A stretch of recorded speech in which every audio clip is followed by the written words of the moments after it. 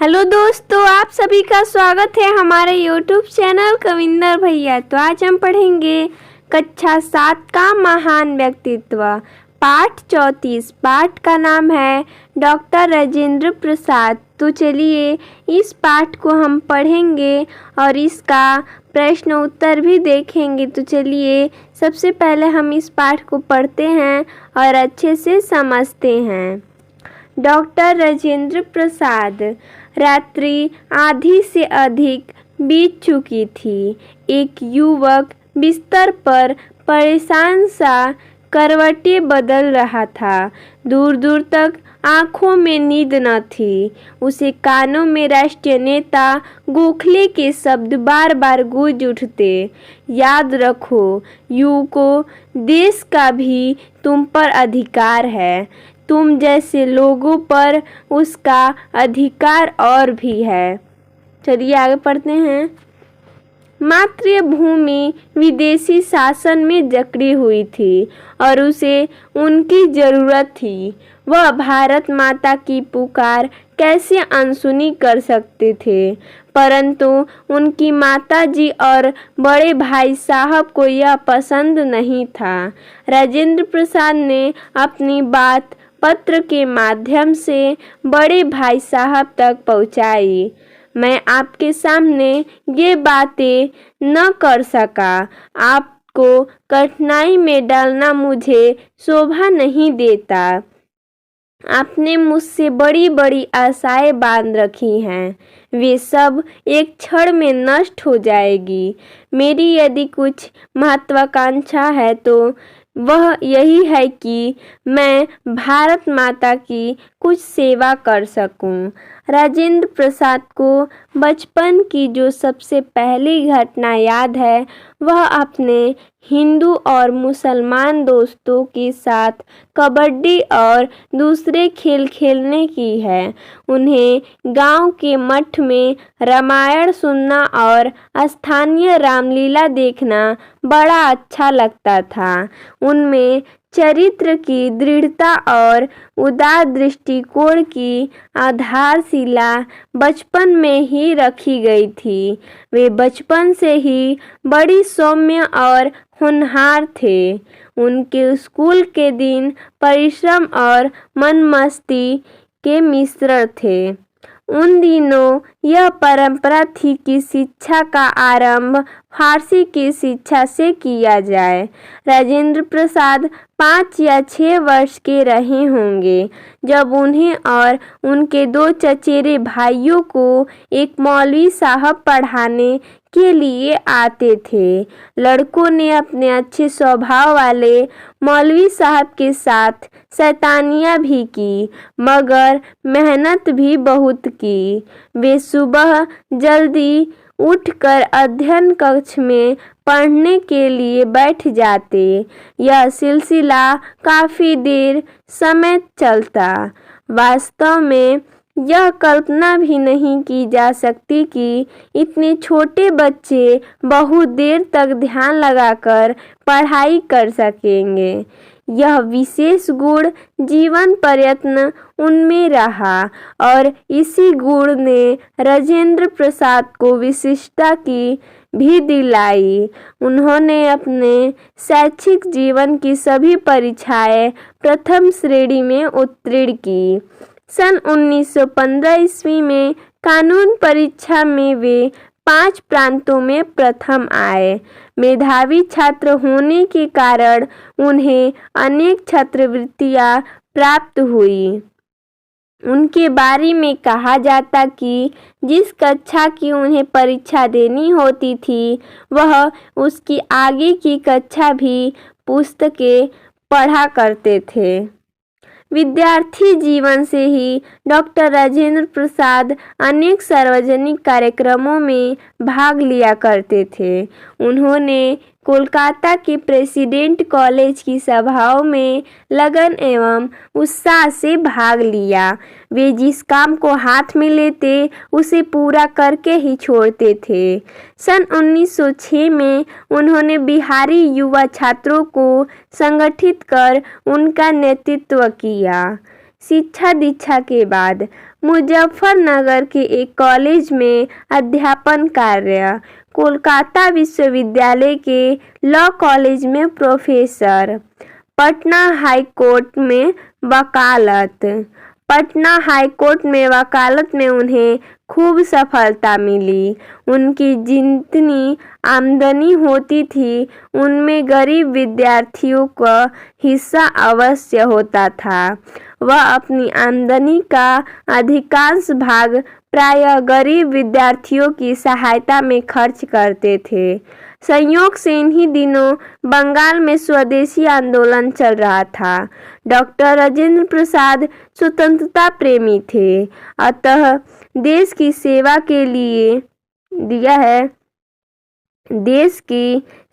के लिए उन्होंने वकालत की आमदनी से मुंह मोड़ लिया और वह स्वदेशी आंदोलन में शामिल हो गए।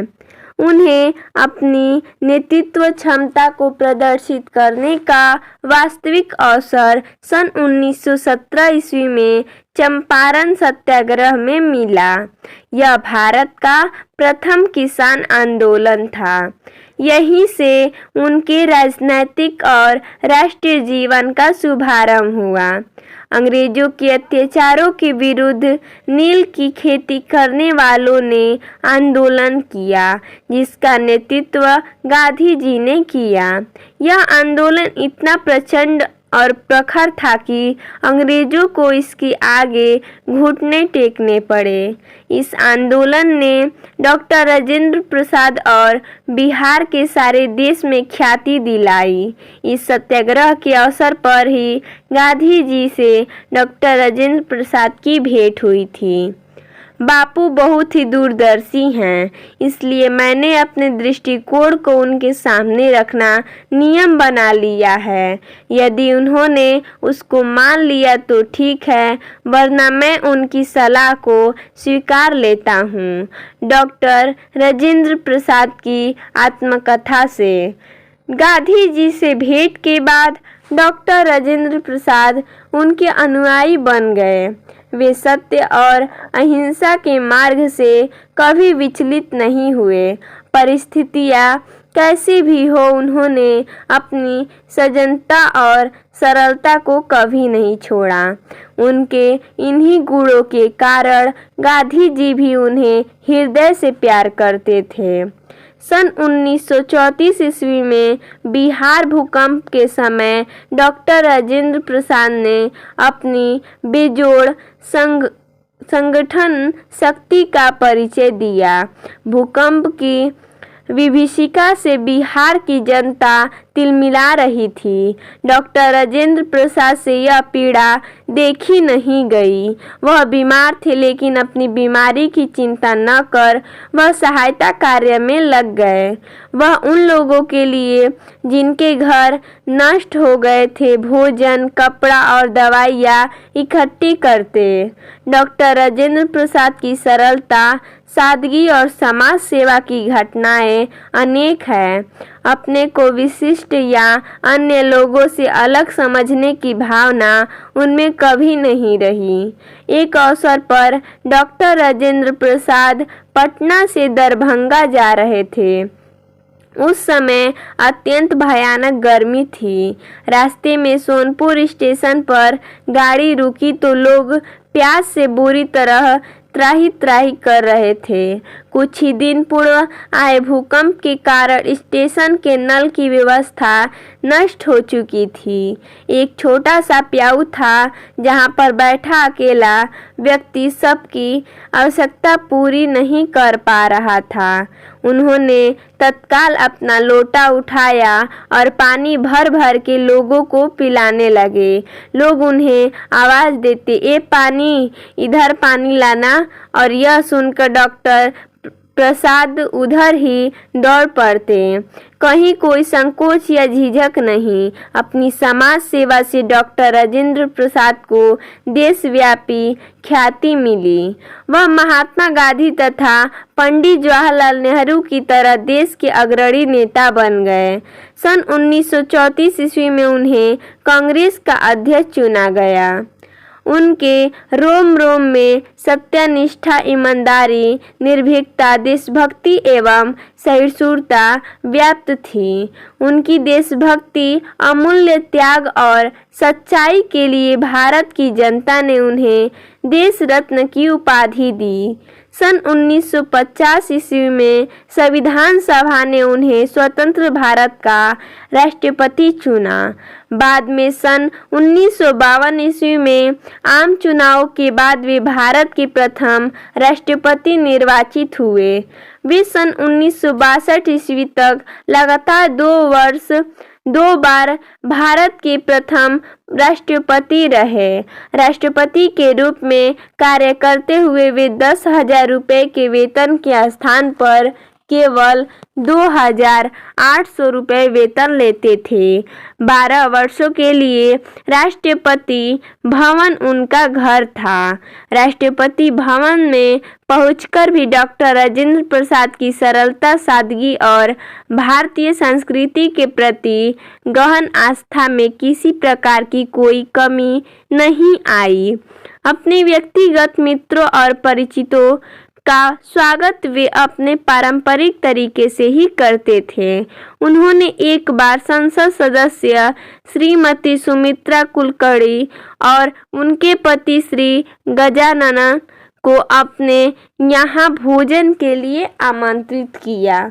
इसका वर्णन करते हुए श्रीमती कुलकर्णी ने लिखा है, मैं सोचती थी हम लोग पाश्चात्य ढंग से औपचारिक भोज पर जा रहे हैं, मगर भोजन के लिए राजेंद्र बाबू हमें एक छोटे से भोजन के कमरे में ले गए।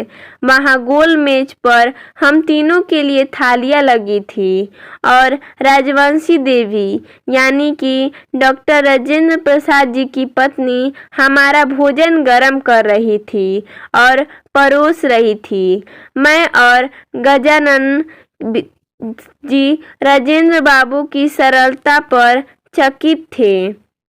डॉक्टर राजेंद्र प्रसाद को सामान्यतः कभी क्रोध नहीं आता था और न ही कभी आवेश में आकर किसी को भला बुरा कहते थे।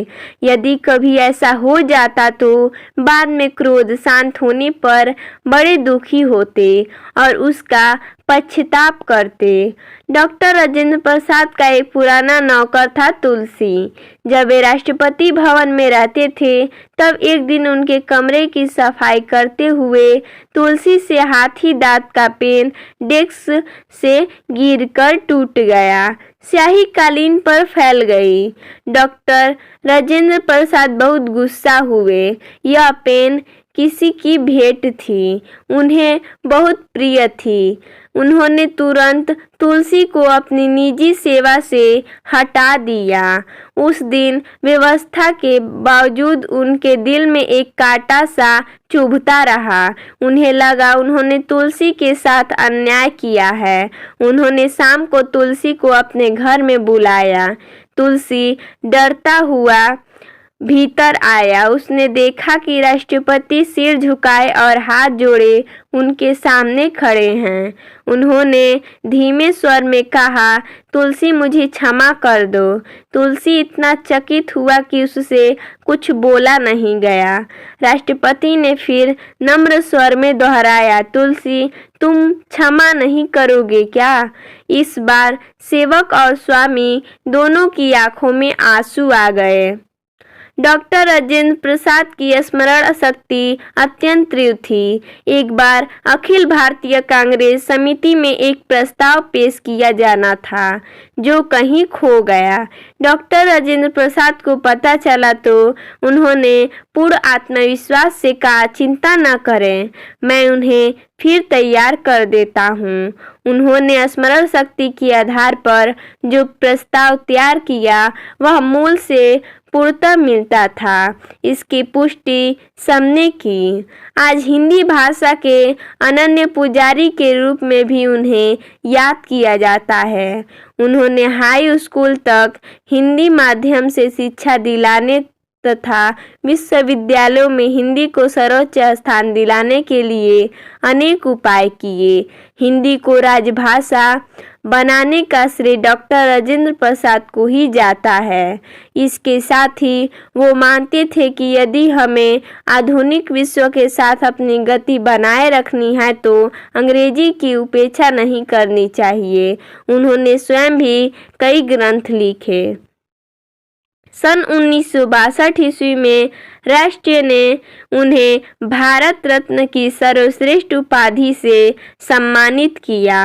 डॉक्टर राजेंद्र प्रसाद की महत्वपूर्ण कृतियाँ आत्मकथा, इंडिया डिवाइडेड, बापू के कदमों में, संस्थापक लालवी कली, चंपारण में सत्याग्रह, महात्मा गांधी एवं बिहार, सम रेमिनिसेंस, संपादन, साप्ताहिक देश। अपने जीवन के आखिरी समय को बिताने के लिए उन्होंने पटना के निकट सदाकत आश्रम को चुना।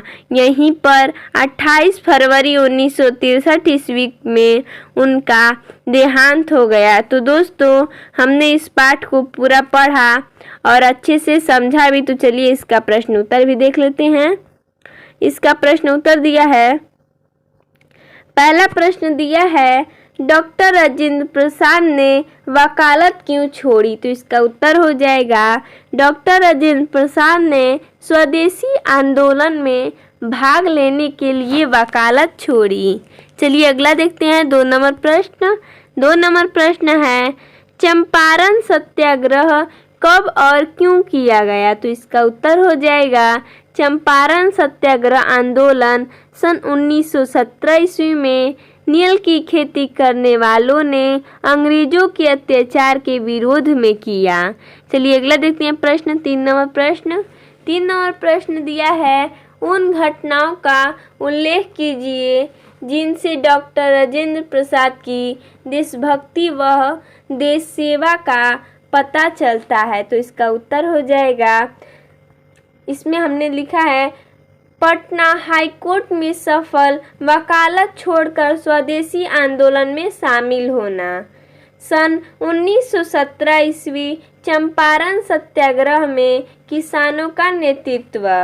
आगे हमने लिखा है, सन 1934 ईस्वी में बिहार भूकंप पीड़ित जनता की बेजोड़ संगठन शक्ति से मदद करना, पटना से दरभंगा मार्ग पर रेल यात्रियों को दौड़ दौड़कर पानी पिलाना, राष्ट्रपति के वेतन से केवल आंशिक वेतन लेना आदि।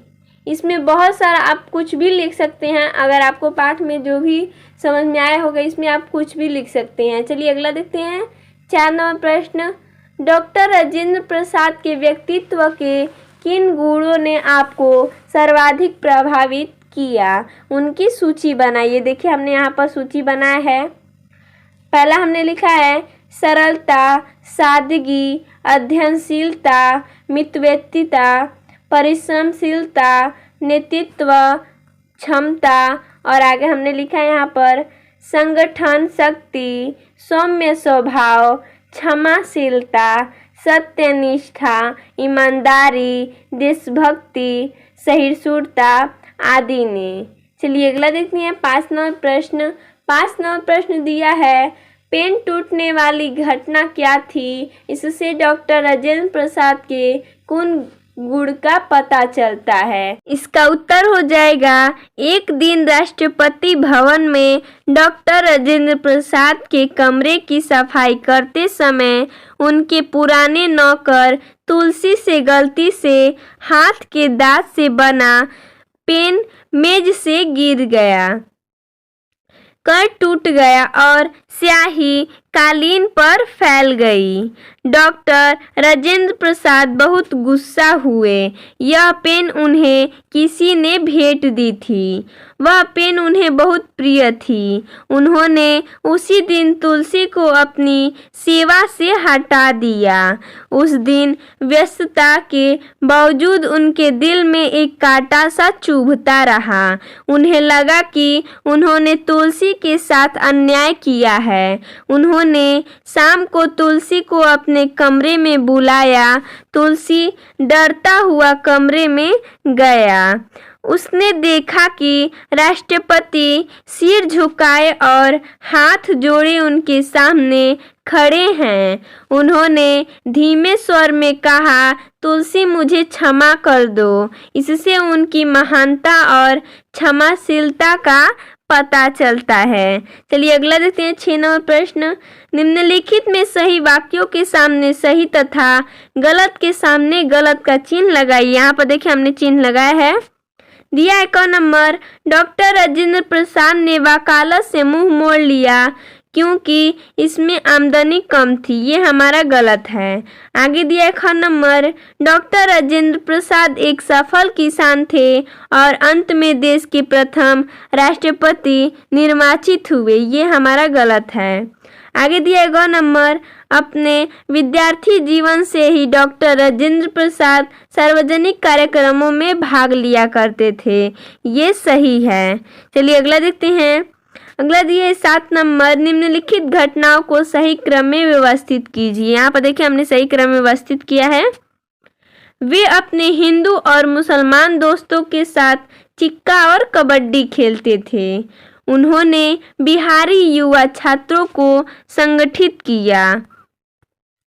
चंपारण सत्याग्रह वे संविधान निर्माणित सभा के अध्यक्ष बने। वे भारत के प्रथम राष्ट्रपति चुने गए। तो दोस्तों इसमें इतना ही प्रश्न दिया था। तो आपको ये हमारा वीडियो कैसा लगा आप हमें कमेंट करके ज़रूर बताइएगा। धन्यवाद दोस्तों।